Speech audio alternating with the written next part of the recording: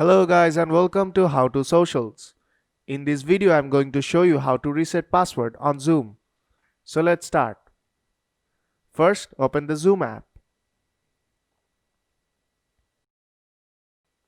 Now tap on sign in from bottom right corner.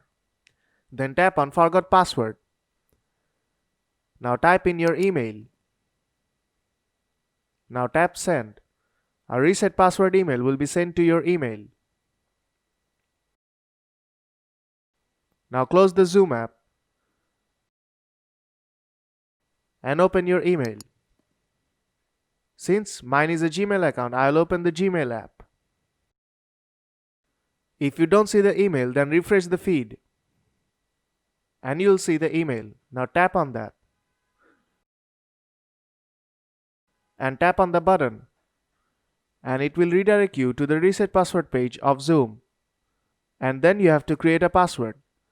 So if this video helped you out, then don't forget to leave a like and see you in the next tutorial.